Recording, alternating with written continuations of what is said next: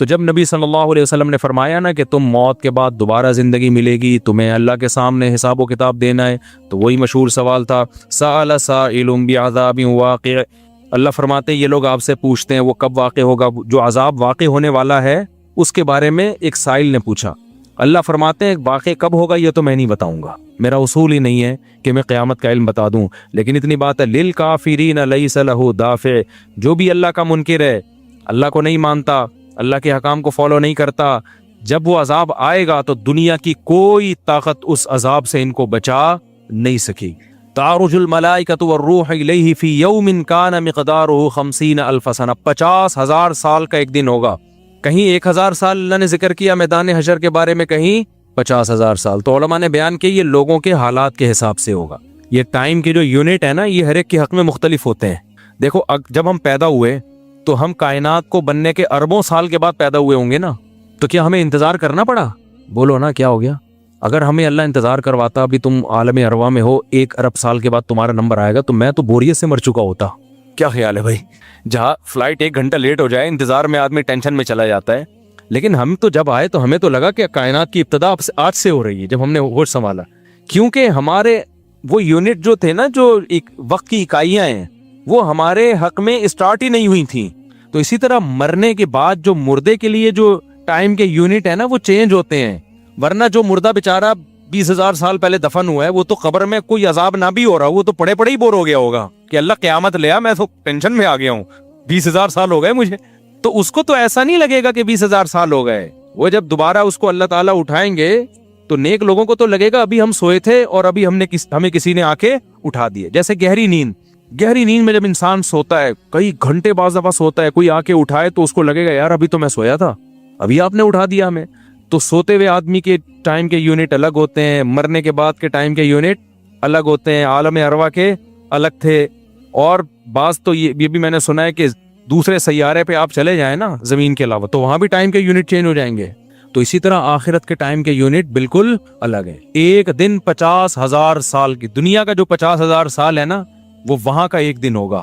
کسی کے حق میں 1,000 سال، کسی کے حق میں 50,000 سال۔ یہ وہ ہے جب حساب و کتاب جس میں ہوگا تو اللہ نافرمانوں کو عذاب سے پہلے نا حساب و کتاب کا عذاب دیں گے۔ اللہ ہم سب کو اس عذاب سے محفوظ رکھے، جس کو قرآن نے ایک جگہ بیان کیا، یجعل الولدان شیبا، وہ ایسا دن جو بچوں کو بوڑھا کر دے، ایسا دن یفر المرء من اخیہ، انسان اپنے بھائی سے دور بھاگے۔ اس لیے بڑے بڑے اللہ والے وہ جہنم سے زیادہ پناہ مانگا کرتے تھے میدان حشر کی سختیوں سے۔ جہنم تو اس سے زیادہ سخت ہے، لیکن وہ میدان حشر کوئی کم چیز نہیں ہے، وہ کوئی کم عذاب نہیں ہے۔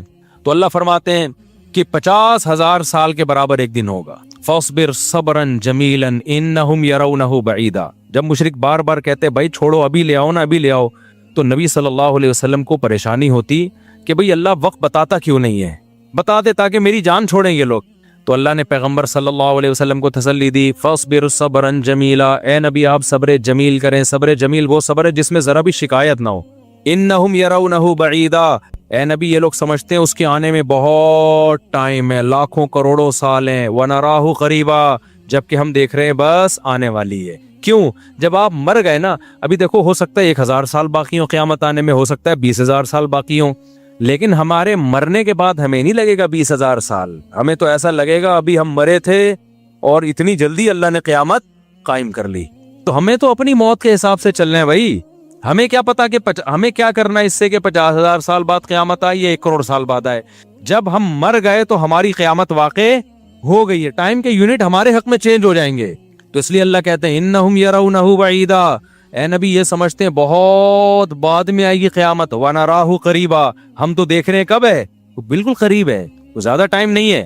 یوم تکون السماء کالمہل، اللہ فرماتے ہیں جس دن آسمان تیل کی تلچھٹ کی طرح ہو جائے گا، ایسے پگھل جائے گا آسمان۔ اتنی بڑی تباہی آنے والی ہے اس کائنات پہ جس پہ ہم فخر کر رہے ہیں، اس یہاں کے شاپنگ سینٹروں پہ فخر کر رہے ہیں۔ میں بھی ایک پروگرام میں گیا نا اسلام آباد میں، بڑا زبردست پروگرام تھا، بڑے بڑے تاجر آئے ہوئے تھے، تھوڑا سا موٹیویٹ کرنا تھا لوگوں کو تاکہ پیسہ کمائیں۔ تو یہ تو اچھی بات ہے، اسلام تو آپ کو بزنس کا پیسہ کمانے کا حکم دیتا ہے تاکہ ہم بھکاری پن سے نکلیں۔ भिखारीपन को तो पसंद नहीं किया गया ना, एक शख्स भीख मांगता है, नबी ने उसको पसंद नहीं किया, तो पूरी कौम पूरा कंट्री भिखारी बन के IMF के सामने कशकोल लेके खड़ा हुआ हो, तो हमारे नबी इसको पसंद करेंगे कि कोई मुसलमान कौम हो और कौमी सतह पे भिखारी बन चुकी हो? तो ये उलमा की जिम्मेदारी है, लोगों को पैसा कमाने की तरगीब दें, बिजनेस की तरफ लेकर आएं, ये मजहबी जिम्मेदारी है। तो मेरा उसमें कोई कमीशन नहीं था, मैं गया, मैंने तकरीर की, लेकिन एक चीज़ का मुझे अंदाज़ा हुआ कि यार एक चीज़ यहाँ पैदा हो रही है, पैसा कमाने के साथ पैसे की मोहब्बत भी आ रही है। तो मुझे ख्याल हुआ मैं अपनी स्पीच में ना एक बात कहूँ कि आप यहाँ आए हैं, सारे अरबपति करोड़पति ताजिर हैं, सब अपने अपने तजर्बे शेयर कर रहे हैं कि मैं ये करता था, आज मैंने इतने रुपए कमा लिए, मैं ये करता, ताकि लोगों को मोटिवेशन मिले। अच्छी बात है, बहुत अच्छा प्रोग्राम था। तो मुझे ख्याल हुआ कि एक बात मैं कहूँ कि ज़रूर, लेकिन एक चक्कर ना हफ्ते में एक दफ़ा कब्रिस्तान का ज़रूर लगाया करो, ताकि नीयतें ठीक हो जाएं पैसा कमाने से। ऐसा ना हो ये पैसा कारून बना दे आपको। तो एक दफ़ा ऐसा किया करो, जैसे ये प्रोग्राम हो रहा है बड़ा ज़बरदस्त, लोग आ रहे हैं, अवार्ड मिल रहे हैं, और तो यहाँ से निकल के, लेकिन मैंने कहा नहीं, मैंने कहा ये इनके मेंटल लेवल से ना ऊपर की चीज़, हर चीज़ हर जगह कहने की नहीं होती। ये कहेंगे मुफ्ती साहब रंग में भंग डाल के चले गए, अच्छा भला हम देख रहे थे इतने करोड़पति लोगों को सुन के, हमें भी ख्वाब आ रहे थे कल हमारे पास लैंड क्रूजर होगी, 4 शादियाँ होंगी, अब पैसा होगा ज़बरदस्त, यहाँ जाएंगे वहाँ जाएंगे। ये मौलवी ने आके यहाँ भी क्या कर दिया, कब्रिस्तान की बातें शुरू कर दी।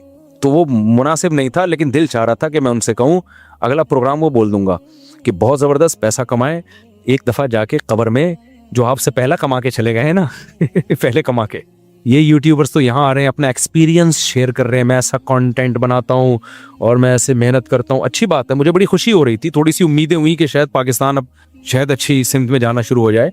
तो मुझे उन पे वो कोई नहीं, वो तो बहुत अच्छा कर रहे थे, बल्कि ये तो एक ज़र्फ के बड़े होने की बात है कि आप बताएं कि मैंने पैसा ऐसा कमाया, वरना लोग बताते कहाँ हैं। मुझे उन यूट्यूबर्स में खुशी हो रही थी, वो बता रहे थे हमने ये कंटेंट बनाया, हमने ऐसे चैनल बनाया, इतने पैसे कमाए। तो अच्छी बात है, शेयर करो यार, ताकि लोगों की गुर्बत खत्म हो, वो भी करें ये काम। लेकिन साथ साथ एक बात, ये पैसा आपको सुलेमान अलैहिस्सलाम जैसा भी बना सकता है, और कारून और फिरौन जैसा भी, अबू बकर उस्मान जैसा भी बना सकता है, और अबू जहल जैसा भी बना सकता है। क्या ख्याल है, ये सारे पैसे वाले लोग थे ना। तो आप पैसा कमा के सुलेमान अलैहिस्सलाम जैसे शुक्रगुजार बन जाओ, उस्मान इब्न अफ़ान जैसे गनी बन जाओ, अब्दुर्रहमान बिन औफ जैसे बन जाओ। इसके लिए ज़रूरी है कि हफ्ते में एक दफ़ा कब्रिस्तान का विजिट अपने खर्चे पे कर लिया करें, और ऐसे ही नहीं गुजरते हुए वहाँ जाके खड़े होके कब्रों पे देखा करें कि मैं जितना भी बड़ा बन जाऊं, मेरे यूट्यूब पे चैनल पे 10 मिलियन भी सब्सक्राइबर आ जाएं, लेटना मैंने कहा है थोड़े दिनों में जाके भाई इस कब्र के अंदर। लिहाजा इस पैसे से मैं इस कब्र की तैयारी कर लूं तो फ़ायदा है। और अगर ये लैंड क्रूज़र ही मेरा मकसद है और मेरा मकसद अय्याशी ही है और शो मारना ही है, तो भाई फिर ये तो कारून ने आपसे ज़्यादा कमा लिया, उन खजानों के साथ ये ज़मीन में धंसा है। वो समझते हो कि नहीं समझते हो, तो थोड़ा सा कभी कभार जब बड़े बड़े प्रोग्रामों में जाया करो तो थोड़ा सा कब्रिस्तान में, हमें तो अल्लाह ने सहूलत दी है, बहुत ख़तरनाक कब्रिस्तान है ये जो है ना, क्योंकि गवर्नमेंट ने लाइटें कहीं भी नहीं लगाई, तो यहाँ तो 2-4 लाइटें थी, चरसियों ने चोरी कर ली। अब अंधेरा होता है इसमें, उससे बड़ा फायदा होता है। और जिन भूत भी लोगों को नजर होते नहीं है जिन यहाँ पर, लेकिन लोगों को नजर आ रहे होते हैं, डरे हुए जा रहे होते हैं ना। सरकटा एक दिन नजर आया किसी को, बाद में पता चला वो कमबख्त, वो नहीं स्वेटर ना यहाँ तक उसने किया हुआ था, सर ही नहीं था उस स्वेटर, यूं करके ना कब्रिस्तान पे बैठा रहता था, लोग भाग जाते थे, बस सरकटा आया हुआ है यहाँ पे, ठीक है ना। तो आप ये जो हमें अल्लाह ने बड़ी सहूलत दी है, कभी कभार ऐसा किया करो, यहाँ चले जाओ। रात के वक्त जाओगे तो जैसे आपने एनर्जी अपनी खर्च करनी है ना, तो कहते हैं डॉक्टर 1 घंटे की वॉकिंग से 15 मिनट की जॉगिंग बेहतर है। 15 मिनट की जॉगिंग में इतनी एनर्जी लग जाएगी जो 1 घंटे की वॉकिंग में नहीं होगी। तो दिन में कब्रिस्तान 100 दफ़ा जाने से बेहतर है रात में 2:30 बजे 1 दफ़ा चले जाओ। उससे रात में 2:30 बजे 1 दफ़ा चले जाओ, और वहां जाके बैठो, बेटा आना कहाँ है, यहीं आना है। और ये जो लेटे हुए हैं ना, ये सारे गरीब नहीं थे, ठीक है ना। इनमें बहुत सारे करोड़पति थे, अरबपति थे, 4 शादियों वाले भी थे, 1 वाली भी थे, और बच्चों वाले भी थे, बगैर बच्चों वाले भी थे, जवान भी थे, बुढ़े भी थे, 30-30 साल के भी थे, 15-15 साल के भी थे, 6-6 महीने के बच्चे भी थे। क्या नजर आ रहे होंगे, खबरें जाके देखो। कल हवस इस तरह से तरगीब देती थी मुझे, वो एक शायर ने बड़ा शेर कहा है कि मुझे हवस जो है ना वो तरगीब देती थी। हवस नहीं होती पैसों की, दौलत की, कि ये सिकंदर है, हाँ वो कि जो है ना, मुझे पूरा शेर याद नहीं, 20 साल हो गए सुने हुए इसको। उसका खुलासा बता रहा हूँ कि हवस मुझे तरगीब देती थी कि भाई पैसा कमाओ, फिर ये अय्याशी और इतनी इज्जत और ऐसा कुछ होगा और बड़े मज़े होंगे ना, और नाइट क्लब जाएंगे, शराबें पियेंगे और ये कुछ करेंगे। कह रहे हैं एक दिन क्या हुआ, मुझे जो है कब्रिस्तान से मेरा गुजरना हुआ, तो मुझे जो है ना میری ہوس نے جو ہے نا مجھے 2-4 قبریں دکھائیں اور کہا یہ سکندر ہے، یہ دارا ہے، یہ کیکاؤس ہے۔ یہ سکندر اعظم کی قبر ہے، لاکھوں باندیاں تھیں اس کے پاس۔ آپ تو 2-4 گرل فرینڈ پہ فخر کر رہے ہو، گرل فرینڈ نہیں لاکھوں باندیاں۔ گرل فرینڈ آپ کے تابع نہیں ہوتی، باندی تو جیسے آپ بولو گے بھائی جو کام آپ اس کے ذمہ لگاؤ گے وہ بھاگ نہیں سکتی، نوکر ہے آپ کی۔ تو اتنی بڑی بڑی دنیا انہوں نے روئے زمین پہ حکومتیں کی ہیں، آج قبروں کے اندر یہ دارا ہے، یہ کیکاؤس ہے، یہ سکندر اعظم ہے۔ بڑے بڑے بادشاہوں کی قبریں آپ کو نظر آئیں گی پڑے ہوئے اندر۔ مرنے کے بعد بھی ٹینشن، بھائی مر گیا تو کیا کریں؟ کرے قبر میں کیڑوں نہیں کھانا ہے نا اس کو، تو بھائی تو مرا ہے تو بعد والوں کو ٹینشن کیوں دے کے جا را ہے؟ ہمارے یہاں کوئی بندہ مر جائے تو غسل ہے، کفن ہے، پھر قبر ہے، پھر اس قبر پہ دعائیں بھی ہیں، پھر وغیرہ وغیرہ، پھر اصحال ثواب، اور ابا کے لیے کنواں، اور مسجد میں دیکھا ہو نا یہ جمشید بھائی، مرحوم جمشید کے لیے، کوئی مرحوم جو بھائی جو نہ ہو زندہ ہو ان سے پیشگی معذرت، بہت سے جمشید مرحوم بھی تو ہے نا، تو یہ پنکھا جمشید مرحوم کے لیے مسجدوں میں دیکھا ہوگا، اب تو کم ہو گیا، پہلے بہت لکھا ہوتا تھا۔ یہ جو دریا ہیں یہ فلاں صاحب کے اصحال ثواب کے لیے، یہ ہوتا ہے لوگوں میں۔ تو اب مجھے ایک بات بتاؤ، تو جب آپ کی زندگی میں مذہب نہیں ہوتا نا تو تمام تر ٹینشنوں ذمہ داریوں سے آپ آزاد ہوتے ہو، کیونکہ آپ کی سوچ یہ ہوتی ہے کہ ذمہ داریوں سے آزاد ہونے سے میری خوشیاں بڑھیں گی۔ سمجھ میں آ رہی ہے بات کہ نہیں آ رہی؟ انسانی عقل یہی کہتی ہے، انسانی عقل کہتی ہے بیوی اور بچوں پہ خرچ کرو گے یا ماں باپ کو اولڈ ہاؤس میں جمع کرنے کے بجائے اپنی رسپانسبلٹی پہ گھر میں پالو گے تو آپ کی آمدن بڑھنے کے بجائے کم ہو جائے گی۔ دنیا میں کوئی ماہر شماریات، اکاؤنٹنگ کا ماہر ایسا ہے جو کہتا ہے کہ خرچ کرنے سے آمدن بڑھتی ہے؟ ساری دنیا کے سارے انسان اس بات پر متفق ہیں کہ آمدن سیونگ سے بڑھتی ہے، خرچ کرنے سے کم ہوتی ہے۔ سمجھ میں آ رہی بات کہ نہیں آ رہی ہے؟ لیکن مذہب کچھ اور کہتا ہے۔ مذہب کہتا ہے کہ آمدن سیونگ سے بڑھتی ہے، بے شک، لہذا سیونگ کیا کرو، لیکن جہاں اللہ نے خرچ کرنے کا حکم دیا وہاں خرچ کرنے سے آمدن بڑھتی ہے۔ اب جو اپنی عقل کو اللہ سے زیادہ، اپنے آپ کو اللہ سے زیادہ عقل مند سمجھتے ہیں نا، وہ کہتے ہیں یہ بات ہماری سمجھ میں نہیں آتی، کہتے ہیں ہم نہیں مانتے، لہذا وہ صدقات و خیرات نہیں کرتے۔ لیکن کچھ خوش قسمت ایسے ہیں جو کہتے ہیں کہ بھائی جب اللہ نے کہہ دیا تو ہماری عقل اللہ سے آگے نہیں ہو سکتی، لہذا اللہ کے کہنے پہ صدقہ خیرات کریں گے۔ میں اپنے شیخ حضرت مفتی رشید احمد صاحب رحمہ اللہ تعالیٰ کو بہت تھوڑی سی رقم ہدیہ دیا کرتا تھا۔ ہم تو طالب علم تھے، ہمارے پاس جیب میں جتنے پیسے ہوتے تھے لسی میں اور چائے پراٹھوں میں نکل جاتے تھے، تو تھوڑے سے پیسے میں اپنے شیخ کو ہدیہ دیا کرتا تھا۔ تو ایک لفافے پہ میں 5 روپے ڈال کے یا تھوڑے سے اماؤنٹ تھا اس پہ لکھتا ہدیہ، اور دوسرے میں صدقے کی کچھ رقم۔ حضرت نے کہا تھا کہ ہر طالب علم ہر مہینے کچھ نہ کچھ صدقہ نکالے اپنی آمدن سے، تو تھوڑی سی رقم میں لفافے میں ڈال کے اس پہ پتہ کیا لکھتے تھے ہم لوگ؟ وظیفۃ لتوسعۃ الرزق۔ اس لفافے کا نام تھا یہ وظیفہ ہے رزق بڑھانے کا، یعنی حضرت نے صدقے کا نام صدقہ نہیں رکھا ہوا تھا، بلکہ یہ رکھا ہوا تھا کہ اپنی آمدن بڑھانے کا وظیفہ۔ آج کل لوگ وظیفہ پڑھتے ہیں نا، یہ 100 دفعہ پڑھو گے صبح تو آمدن بڑھے گی، یہ شام 100 دفعہ پڑھو گے تو آمدن بڑھے گی۔ حضرت نے فرماتے تھے وظیفہ آمدن بڑھانے کا یہ ہے کہ صدقہ کیا جائے۔ تو اس لفافہ جس پہ صدقے کی رقم ہوتی تھی اس لفافے پہ لیبل کیا لگا ہوتا تھا؟ آمدن بڑھانے کا وظیفہ، آمدن بڑھانے کا وظیفہ۔ اب لوگ اعتراض کرتے ہیں مفتی صاحب کہاں سے آ رہا ہے یہ 4 کہاں سے پال رہے ہو، 19 بچوں کو کہاں سے کھلا رہے ہو، صدقہ شروع کر دو، آمدن بڑھانے کا کیا ہے؟ تو اس لیے قرآن نے ایک بات کہی ہے کہ اسلام سے فائدہ انہی لوگوں کو ہوگا الذین یؤمنون بالغیب۔ شروع میں اللہ نے غیب کی تلوار چلا دی ہے، جو اللہ کی باتوں کو بغیر دیکھے یقین کریں گے اسلام سے فائدہ وہی اٹھائیں گے، اور جو یہ کہیں گے کیسے صدقے سے رقم کیسے بڑھتی ہے وہ سوچتے رہیں گے اور مر جائیں گے۔ اسلام نے ہمیں بتایا وَمَن يَتَوَكَّلْ عَلَى اللَّهِ فَهُوَ حَسْبُهُ، جو اللہ پہ توکل کرتا ہے اللہ اس کے لیے کافی ہے۔ تو توکل کا موقع کیا ہے؟ جہاں اسباب یہ کہہ رہے ہوں کہ کامیابی اس میں ہے اور اللہ یہ کہہ رہا ہو کہ کامیابی اس میں نہیں ہے، اسباب اور اللہ آپس میں ٹکرا رہے ہوں، تو وہاں جو اسباب کو سامنے رکھ کے زندگی گزارے گا تو یہ اس کی علامت ہوگی کہ اس کا اللہ پہ اعتماد اور توکل نہیں ہے، اور جو اللہ کے آرڈر کو سامنے رکھ کے زندگی گزارے گا یہ اس کی علامت ہوگی یہ اسباب کو اصل نہیں سمجھتا، یہ اسباب بنانے والے کو اصل سمجھتا ہے۔ سمجھ میں آ رہی ہے بات کہ نہیں آ رہی ہے؟ آپ بیمار ہیں، آپ اللہ پہ توکل کر رہے ہیں کہ میں اللہ پہ توکل کرتا ہوں، علاج نہیں کرتا، مر جائے گا آپ، تو یہ توکل نہیں ہے, کیونکہ یہاں اسباب اور اللہ کا حکم آپس میں ٹکرا رہے آپس میں نہیں ٹکرا رہا. اللہ نے کب کہا کہ علاج نہیں کرو بھائی؟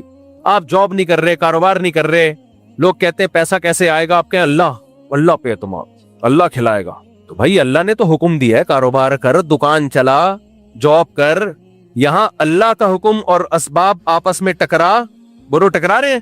بولو نا یار, کیوں نہیں بولتے آپ؟ نہیں ٹکرا رہے تو نہیں بولنا, کون سے کیا جا رہا ہے آپ کا؟ آپ دکان کھول کے بیٹھتے ہی نہیں ہو, دوپہر 2 بجے دکان کھولتے اور 3 بجے چھٹی کر کے گھر آ جاتے ہو. بیگم بول رہی ہے, بچے بول رہے ہیں, ابا ایسے دکان کہاں چلے ہی. آپ بولتے ہو چلانے والا کون ہے؟ کون ہے چلانے والا؟ اللہ.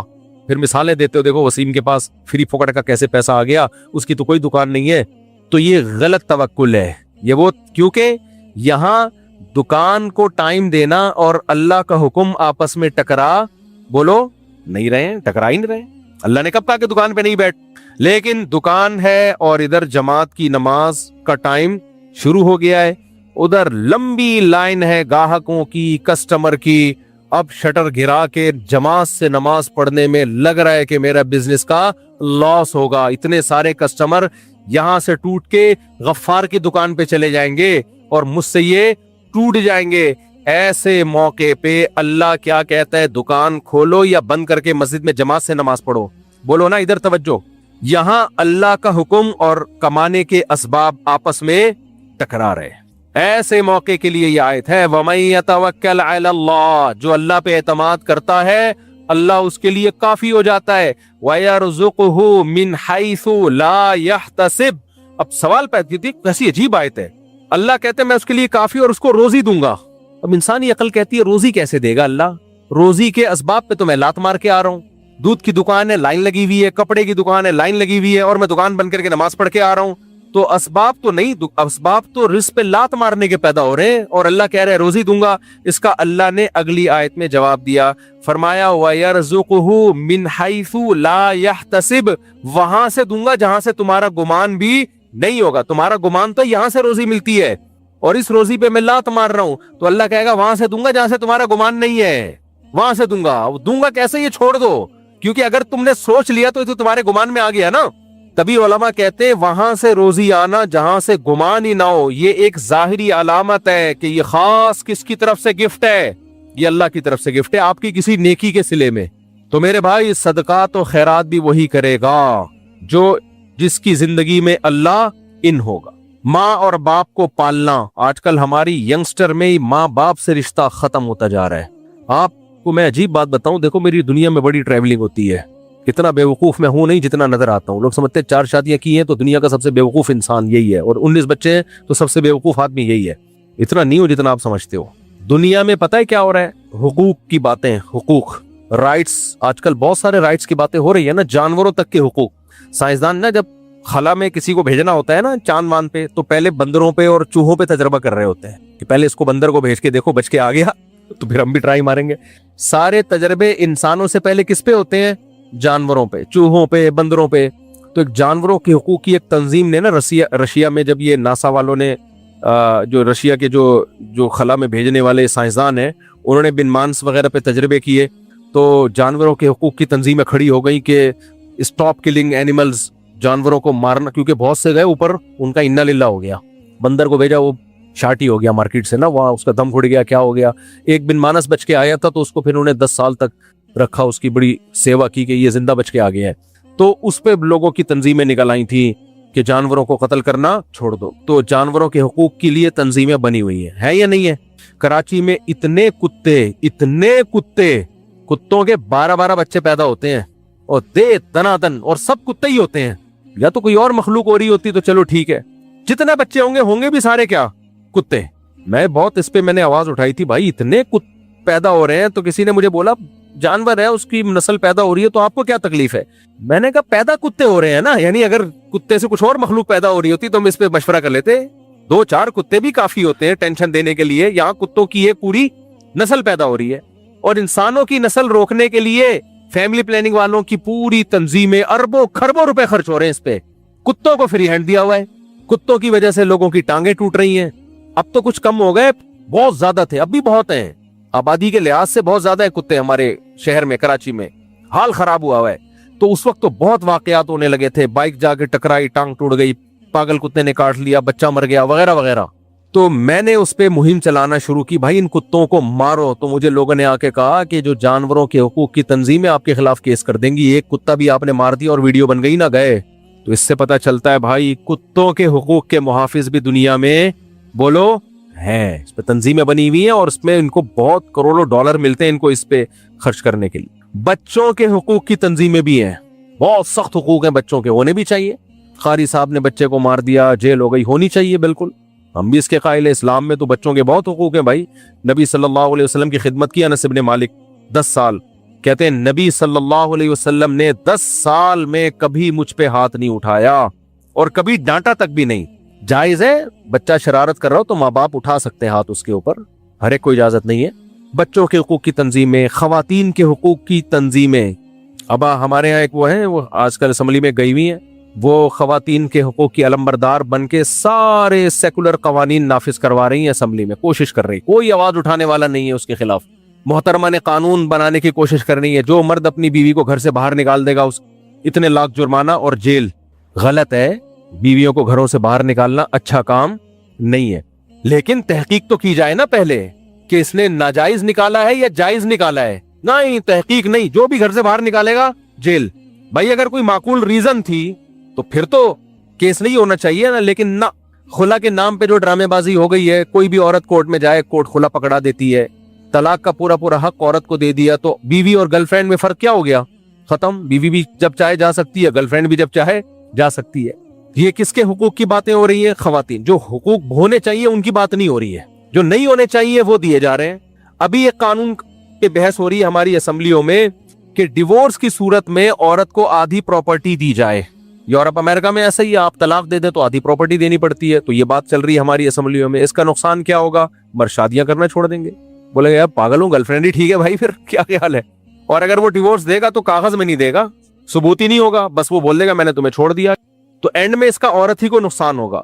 तो जायज हुकूक, नाजायज हुकूक, इस बहस में पड़े बगैर औरत के हुकूक की भी तंजीमें बहरहाल बोलो हैं।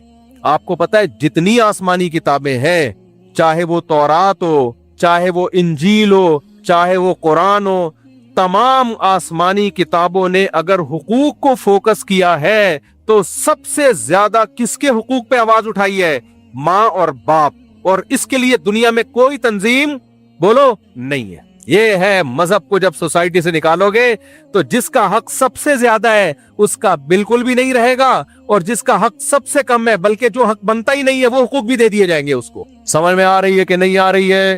तो हम दुनिया में ट्रैवलिंग करते हैं भाई, सबसे ज्यादा बदसलूकी इस दुनिया में उस मखलूक के साथ हो रही है जो आपके सबसे बड़े मोहसिन है, और वो कौन है? आपकी माँ और आपका बाप। इन सेकुलर लिबरल लोगों की जिंदगियों को जाके देखो, खुदा की कसम इनकी नजर में बाप और माँ की 2 टके की इज्जत नहीं होती, सिर्फ एटीट्यूड है, जाहिर एक एटीट्यूड है।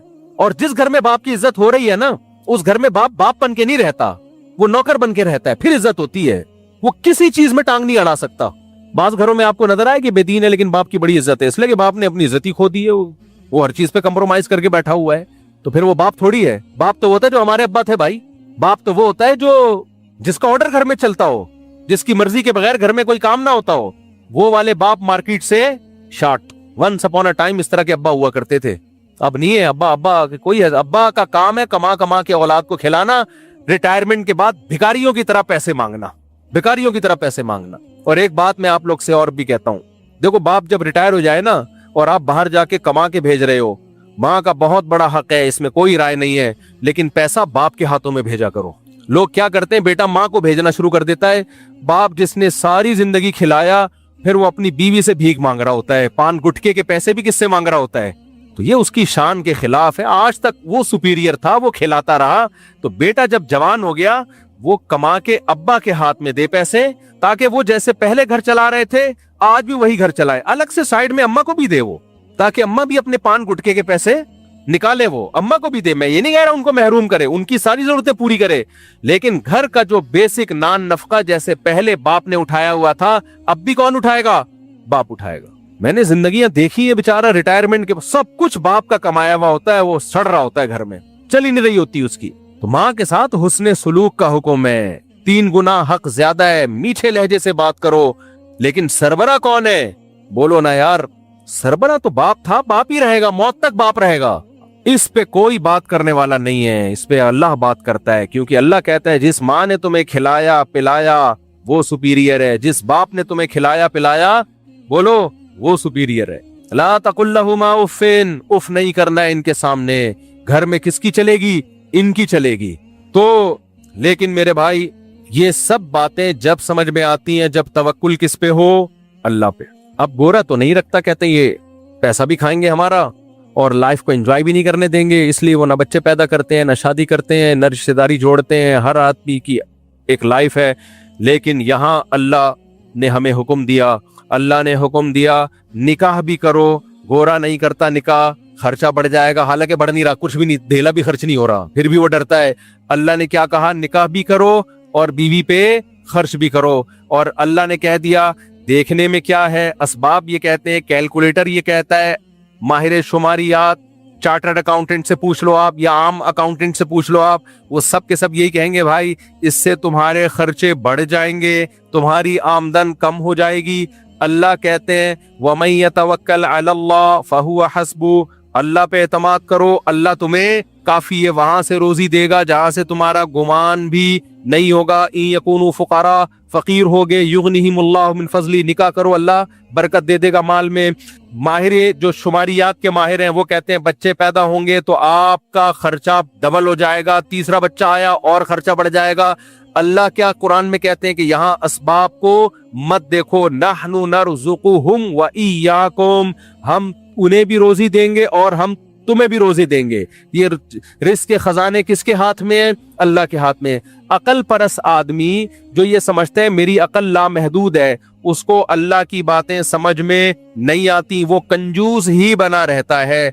दुनिया का सबसे बड़ा कंजूस, ये सवाल दोहराया करो, लोगों के सामने पूछा करो, दुनिया का सबसे बड़ा कंजूस कौन सा है? आगे वो जो भी जवाब दे आप बोलो जवाब गलत। सबसे बड़ा कंजूस वो है जो अपने बच्चे इसलिए ना पैदा करे कि इन पे खर्च करना पड़ेगा मुझे। औलाद पे खर्च करते हुए जान निकल रही हो जिसकी, बिल्ली पे खर्च कर लेगा, कुत्तों पे खर्च कर लेगा, समझ रहे हो, दोस्त पे खर्च कर लेगा, लेकिन बच्चे इसलिए पैदा नहीं कर रहे इन कमबख्तों को खिलाना पड़ेगा मुझे। अबे तेरी नस्ल है वो तेरा खून है।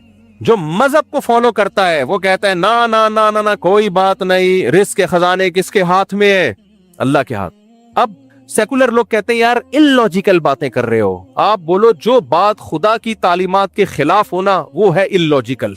अल्लाह से ज्यादा कौन अक्लमंद है भाई? अल्लाह से ज्यादा अकल किसके पास है? दुनिया परस आदमी कहते हैं माँ और बाप को घर में रख के इन पे खर्च करोगे, लाइफ में एंटरटेनमेंट खत्म होगी, जिम्मेदारियां बढ़ेंगी, आमदन ये खा जाएंगे। अल्लाह क्या कहता है? अल्लाह कहता है जो रिश्तेदारी जोड़ता है, कुल मा अनफक़तुम मिन खैरिन फलिल वालिदैन। साहबा ने पूछा या रसूल अल्लाह सबसे पहले किस पे खर्च करें? अल्लाह ने सबसे पहले किसका तस्करा किया? वालिदैन।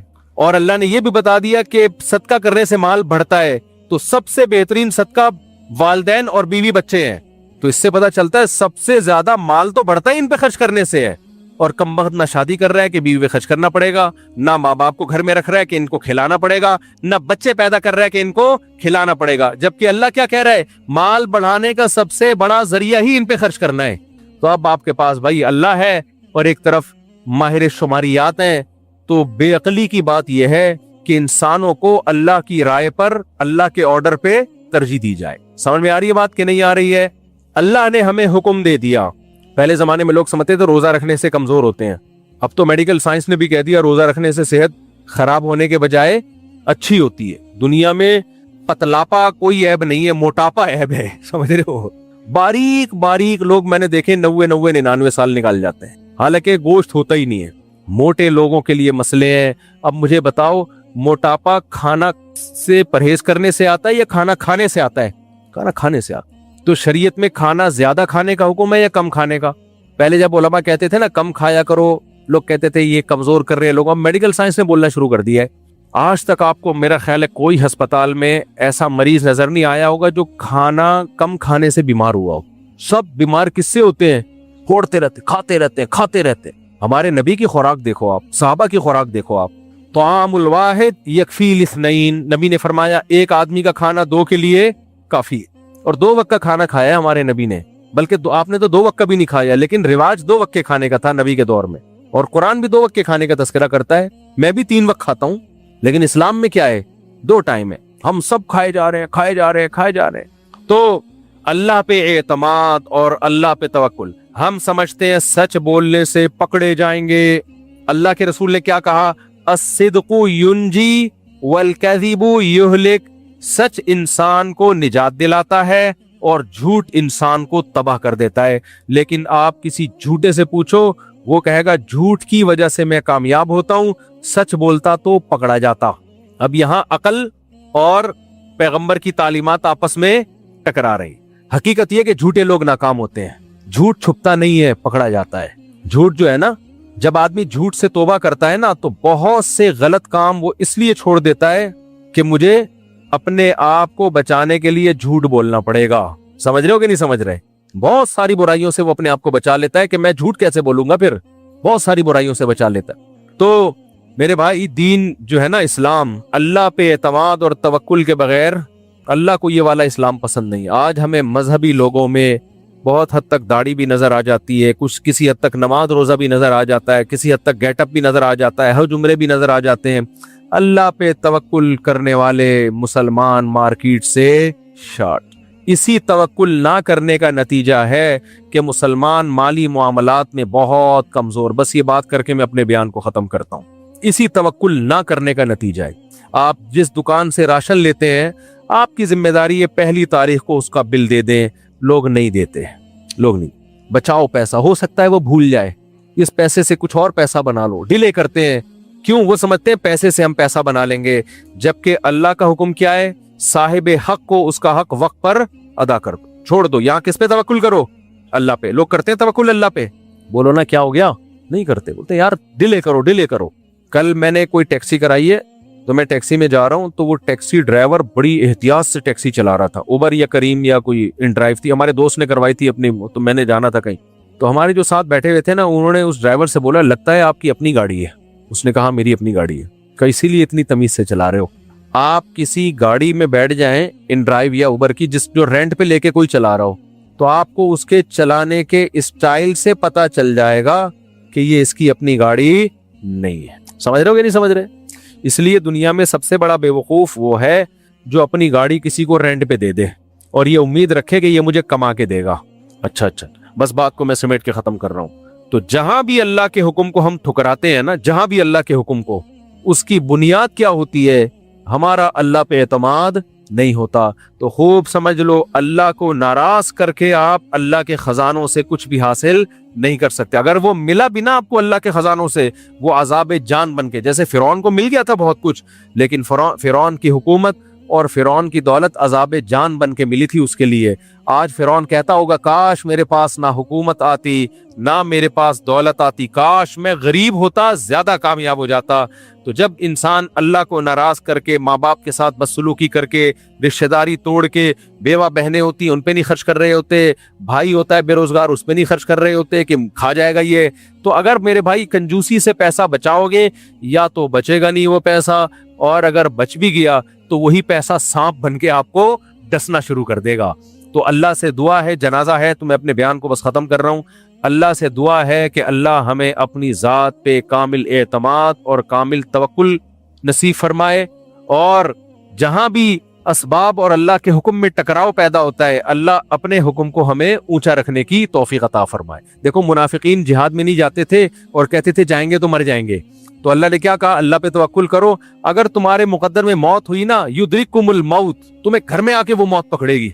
मैं अभी बुनेर गया हूं ना सैलाब ज़दगान की हालात देखने के लिए, वहां लोगों ने बताया कि ऊपर कच्चे घर बने हुए थे, सैलाब जब आया तो वो कच्चे घर से लोग निकल के कुछ लोग पक्के घरों में आ गए नीचे, कि ये मजबूत घर हैं। कह रहे वो कच्चे बच गए और मजबूत घर टूट गए।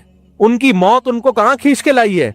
कच्चे घरों से पक्के घरों की तरफ। जो कच्चे में रह गए वो बच गए, और जो पक्के में थे वो मर गए। बाज दफा आप जो एहतियाती तदबीर इख्तियार कर रहे होते हैं वो तदबीर आपकी जिंदगी के बजाय मौत का जरिया बन जाती है। तो जो अल्लाह पे एतमाद और तवक्कुल करता है वो कहता है भाई हम असबाब तो इख्तियार करेंगे लेकिन होगा वो नहीं जो मैं चाहूंगा, होगा वो जो मेरा रब चाहेगा। इंडिया में जो जहाज तबाह हुआ वो खातून बच गई जो एयरपोर्ट लेट पहुंची थी। हालांकि किसी जगह लेट पहुंचना ये कामयाब होने की अलामत है या नाकाम होने की? टाइम मैनेजमेंट की जितनी वर्कशॉप्स हैं आपने यही पढ़ा होगा कि हमेशा लेट पहुंचने वाले लोग नाकाम होते हैं, टाइम पे काम करने वाले लोग क्या होते हैं? कामयाब। क्या ख्याल है भाई? अब कोई माँ बाप बच्चे को नसीहत कर रहे होंगे बेटा हर काम टाइम पे किया करो, कामयाब हो गए। बच्चा कहेगा अम्मी इंडिया में वो खातून टाइम पे नहीं काम करती थी इसी वजह से बच गई वो, इसलिए ये नसीहतें किसी और को किया करें। क्या ख्याल है, कहेगा कि नहीं कहेगा? वो गलत कहेगा इसलिए कि हम तो अल्लाह के हुक्म के मुकल्लफ हैं, हमने तो टाइम पे ही काम करना है। लेकिन मेरे भाई जिसको अल्लाह ने कामयाब करना होगा कामयाब होगा, जिसको नहीं करना होगा तो अल्लाह के खजानों से जबरदस्ती कुछ भी हासिल नहीं हो सकता। और अगर हासिल हुआ भी ना वही दौलत वही इज्जत आपको सांप बन के डसेगी। अल्लाह से दुआ है अल्लाह हमें अपनी जात पर एतमाद और तवक्कुल नसीब करे।